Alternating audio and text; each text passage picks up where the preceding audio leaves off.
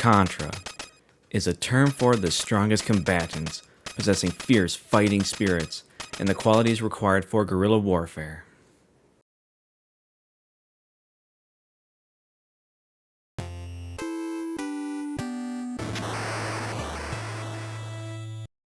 It is time for classic run and gun action. It is time for Contra. Released as an arcade hit in 1987, it would eventually make its way over to the Nintendo and Famicom in 1988 in America and Japan, but would not be seen in the European regions until 1990 due to censorship laws. It is a game that defined the run and gun genre and really set a standard for what these games should be like. It was one of the best side-scrolling shooters on the Nintendo and not even arguably, one of the best games on the Nintendo Entertainment System and Famicom. It is a game that, despite how simple it is to play, it provided quite a bit of a challenge for new players. Although you could learn how to get through this game easily through trial and error. 8 stages, 8 bosses, all in action-packed. It is a game I grew up on from the time I was like 4 or 5 years old at daycare, and one I still love to this day. One of the games that's responsible for me like really loving run and gun games is along with other action platformers such as like Mega Man X. But anyways, I'll be doing a playthrough of this. Specifically, I will be playing the Japanese version as it is the best version of the game, as it has additional features compared to the American and European versions such as enhanced visuals as well as cinematics. So now I'll just want to state by playing this, I'm not going for a no-death run. I am probably going to die between trying to play this game and commentating. My focus is going to constantly shift. So, but we're also be in for a good time. Contra's always fun. But before I begin, I would just like to mention that all the cinematics in this game have Japanese text in them. As far as I know, an official translation was never released for the Japanese version, but I do have an unofficial translation that I will be reading off just to provide an idea of what is being said. Granted, Contra was always known for its gameplay, not for the story it told, but anyway, without further ado, let's get to it.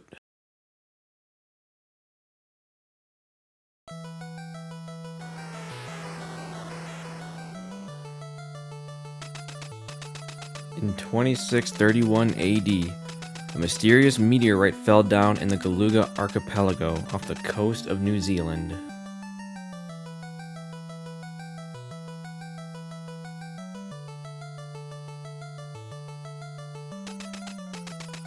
Two years later, it was discovered that the mysterious invader, calling itself Red Falcon, which is plotting the destruction of mankind, is using the Galuga archipelago as a frontline base.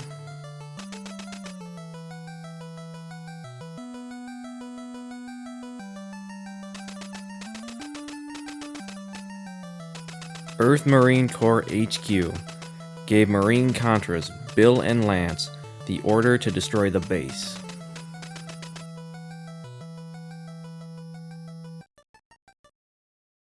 Alright, along with cinematics and other visual enhancements we'll see, we also have a map that shows you the island layout of Galuga and exactly how you will be moving through it. So, character in blue is Bill Reiser, and if you're playing 2-player, the character in red with red pants would be Lance Bean. If you're playing Probotector, which is Contra in Europe, human characters are replaced with robots. Continuing on, we start off with normal rounds for our weapon, but we have other ones we can collect like machine gun, fire gun, laser, and spread. And also rapid to increase our fire rate. We die in one hit, we have a limited number of lives, and continue, so don't get hit. And as you can see, for visual enhancements, starting off we have these swaying trees. All of this is what we will see is courtesy of what's known as the VRC2 chip, which was developed by Konami themselves, who are also the publishers and developers of this game. And that's because Japanese developers in this time period were able to develop their own cartridge hardware. Because Nintendo had some strict policies surrounding how they distributed their cartridge hardware internationally. So what we got in North America and Europe was from their standard stock, while Japanese developers could develop their own. So here we are with this, and this is the result. Alright, boss 1, known as the wall defense system, 2 turrets and a weak point, and a sniper up top. Using the laser, arguably one of the worst weapons in the game, but it actually is really powerful. Its rate of fire, you have to be, you have to have a proper pacing with it. Alright, stage 1 done. I have arrived at point A. I will now commence infiltration. Alright, moving into Area 2, Base 1. One of the best looking levels in this game, and we will eventually see that in what is Area 4, which is Base 2. Because it has a pseudo 3D point of view, pseudo like 3D third person point of view to it.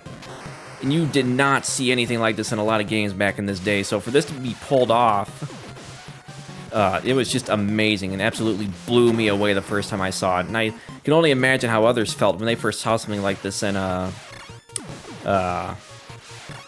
back in the 80s, or back when it first released.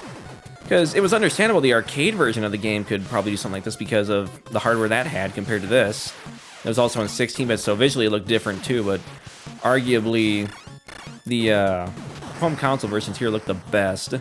Everything's like much more colorful and defined, while the arcade version was so muddy. But no, it's just amazing to see that this could be pulled off.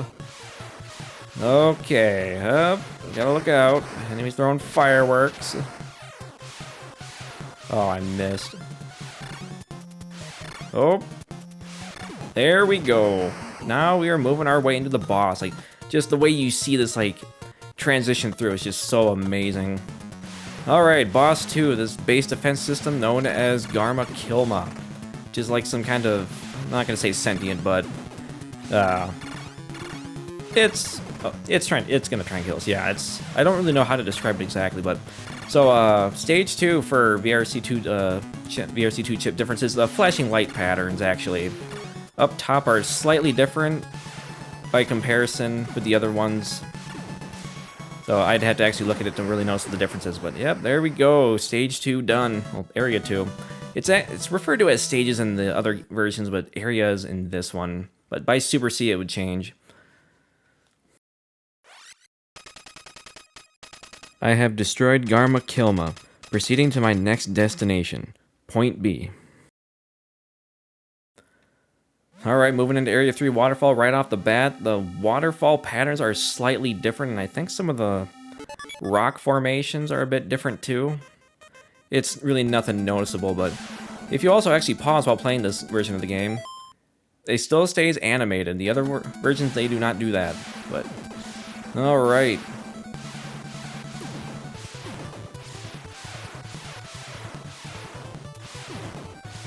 Okay, oh, I should have actually grabbed that fireball now that I think about it. Okay, good, I got the right angle. Yep, and here at this point we start seeing one of the biggest changes. Enemies will actually start shooting at you, the foot soldiers. Oh, barrier and rapid. Barrier wall is still invincible for a little while. I'm going to take full advantage of that. And actually, probably completely forgot to mention, but the Japanese version of the game actually starts off at a harder difficulty. The base difficulty is the equivalent of a second loop, because this game actually loops after you finish it. It'll keep looping over and over. So it actually gets harder every time. But the base loop for this, the first playthrough, is the equivalent of a second loop playthrough in the other versions. So it actually starts off a little bit harder and has some minor differences in the way some of it works. Well, some of the things work, such as enemy health, spawn rates, and there's a little bits of enemy placement too. But coming up here on the Area 3 boss, go away. Gromitis, this big alien. First time I saw this thing, it was insane. Like, I had no idea, like, what to really expect. Like, but it certainly wasn't this, and it's actually much different compared to its arcade counterpart. It looks like some giant. There's some signs of aliens too, but it has like more of a machine look to it. It looks like some big defense system.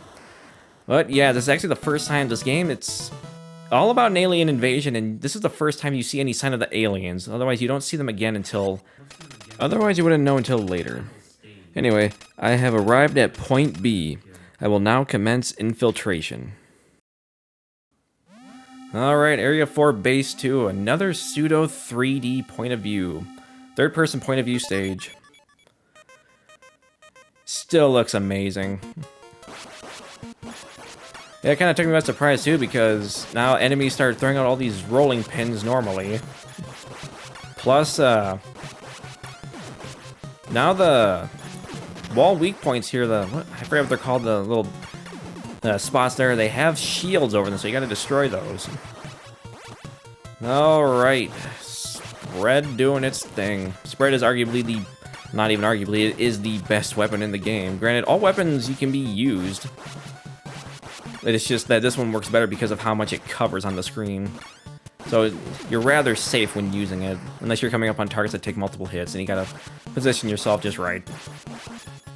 Okay, go away with your rolling pins, please. I could use a rapid upgrade right now so I can increase my rate of fire.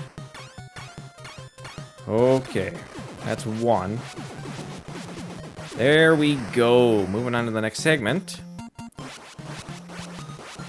And just stay down, yep. As long as you duck, you're safe. And funny enough, there's a little exploit in the game. If you have a second controller plugged in, you hold down on the first controller and hold up on the second. It will actually change kind of what plane your bullets are firing on. You'll be ducking, but your bullets will be firing in, like, at the level in which you are actually, seems like you're standing. Awesome, there we go, that's better. Faster bullets. Okay. And then coming up on the end here. Now, like I said, I wish I could have actually experienced this back when the game first came out. Plus, some of the big arcade differences that you can actually see a map of the layout of the base. It actually has you not simply moving straight through it.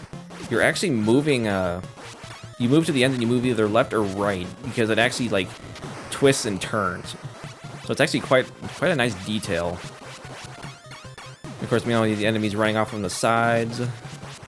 Oh, gonna duck there. Okay. Finish that off. Here we go. Boss time. Area 4 boss Godo Muga, which is basically another base defense system. Only this one's a little more annoying because you have these other enemies here that blast at you with one turret. And yes, it's kind of looks like the Transformers logo. It's interesting because it's a boss that it splits and creates an after image, and it is invulnerable in that period. Well, during that state, so you gotta wait for it to reform, then it becomes vulnerable again. And I still remember the first time I got to this and how intense it was, because I was down to my last life and I was on regular bullets and I was trying to dodge the bubbles.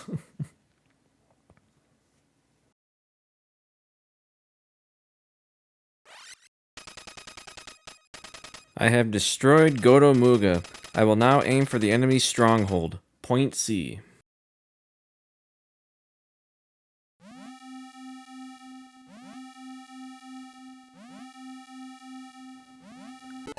Alright, Area 5 Snowfield. Probably the stage that took me by surprise the most because I was not expecting snow at all.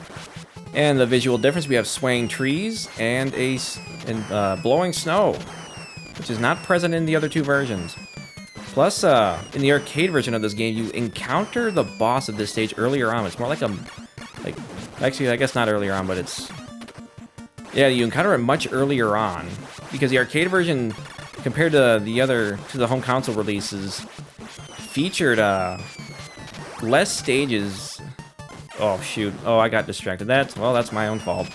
I got distracted for a second because I thought an enemy fired a bullet and I couldn't tell where it was. That is unfortunately one of the banes of this stage. The bullets are red to account for the color difference, but it's still a little bit troubling at times. All right, there we go. Well, that's unfortunate. I'm not going to get the no death run, but like I said, I wasn't going for that. Alright, get rid of that sniper. Okay, you encounter the stage 5 boss earlier on, but you still have the kind of the mid bosses coming up, because the arcade version had less stages, technically only 5, 6. The last 3 were actually combined. So it was quite interesting. When I played through the arcade version the first time, it really took me by surprise. Basically turns into a gauntlet of like enemies and bosses. Anyways, we have the enemy tanks there. Notable difference, in this version, as soon as they change color, they immediately start moving towards you, and the other versions, they are on a set timer, so it's easier to deal with them in those versions compared to this. Alright. Oh, already. Enemies. Oh, cannon. Yeah, and you gotta be careful when scrolling. That's always one of the things that will catch you. I know it does that. It usually does for me, especially if I don't play this game for a while and I start forgetting. It's especially bad when it catches you in the middle of a jump. Or even right there's a little tricky because you got the grenades. Or whatever those are. They're grenades. Alright, coming up on the boss, the anti-gravity high-speed hovercraft Guldolf. This big thing that just spits out, drops like these bullets on you and throws out these little rotating machines at you, but not much to it, especially if you have spread or laser.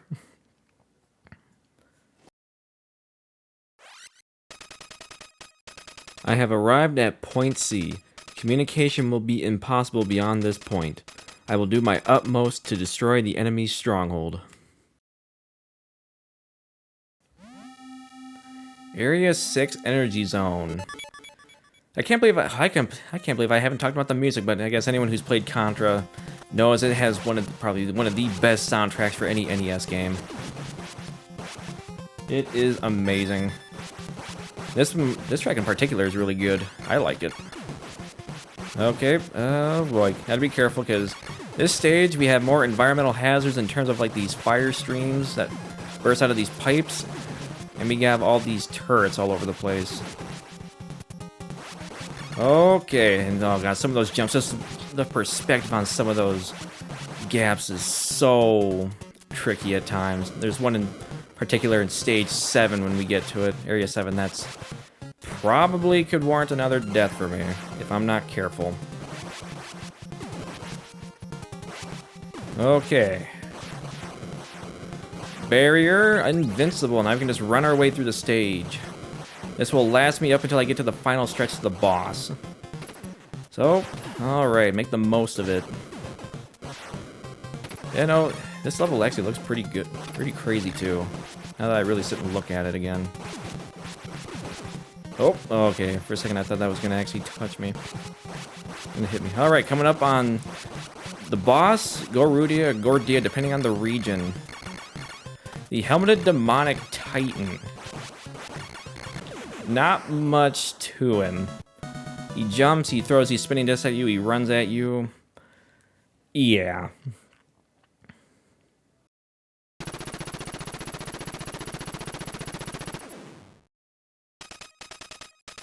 The base interior defense system is operating. I have to hurry.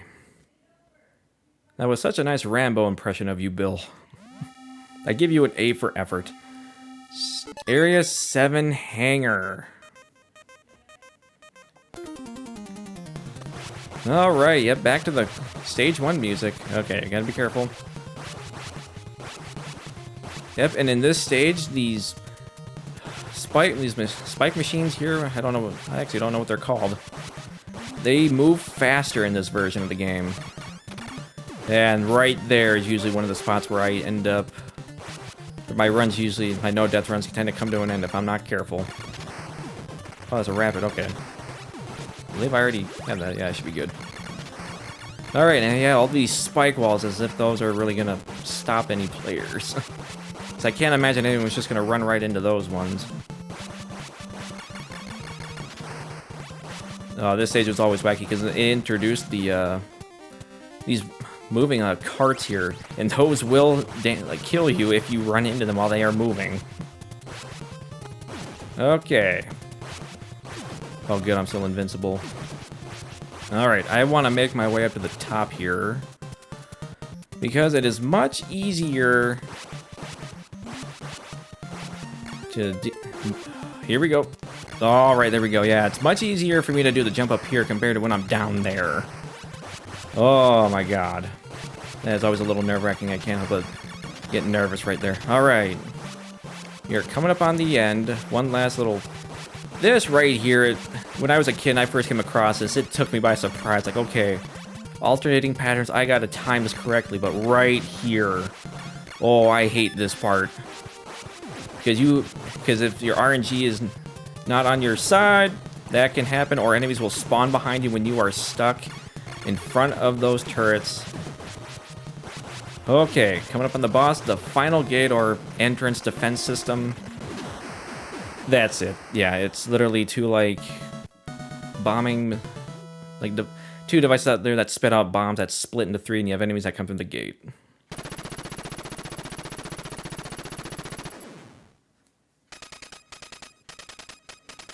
This appears to be the stronghold. Just what is the enemy? Alright, the final area. Area 8 Aliens Lair.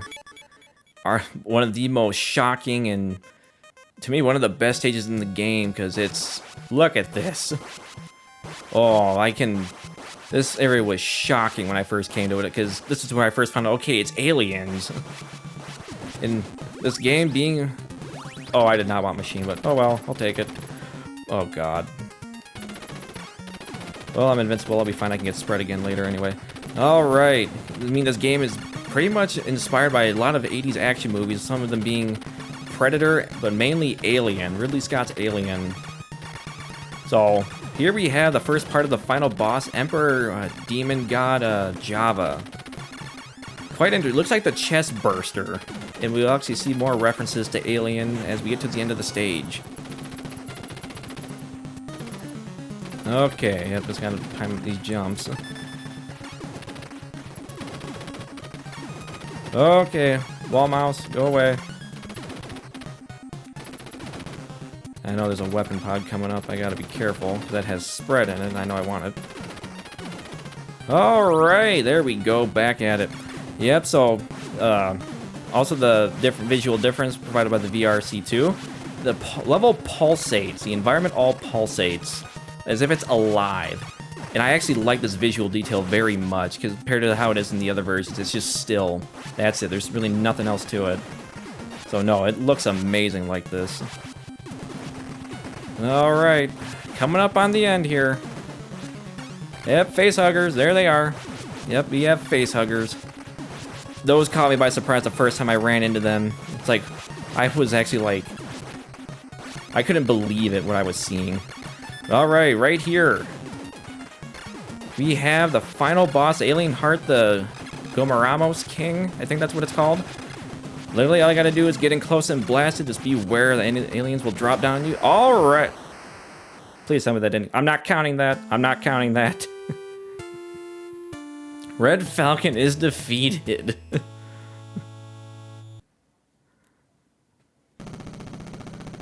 Alright. And I see, as you can see on the side of the helicopter, that flag indicates our first run complete. Also, this is an additional scene that is not present in the other versions of the game.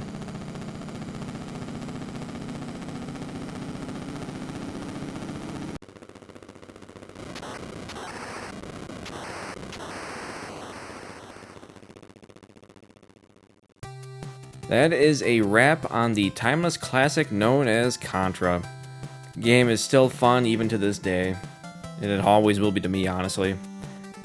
Alright, as the credits roll and this wraps up, for those of you who are new and kind of have an interest in Contra by chance, if you would like to know more, I will have a couple links in the description. The first one being to a website called the Contra Encyclopedia. Has a lot of information on each game in the series. I don't know if it's been completely updated to the recent one or not, but you can find a lot of general information on each game, information regarding like merchandise, other promotional media, a lot of the references the game draws from or seems to have like a resemblance to, other like regional differences and many like different information on different ports that really aren't well known. But it's a lot of information that are really cool to see. The other link will be to a website known as the Cutting Room Floor. It's a site where you can look at video game information like surrounding unused and cut content, like early builds of games, regional differences. Their page on Contra is actually where I got my unofficial translation for the Japanese text, a few of the reference images I use for Probotector as I do not have access to the game, as well as the information I got on the game's regional differences. And that is the sound of the credits wrapping up, so thank you for watching, and I hope you enjoyed.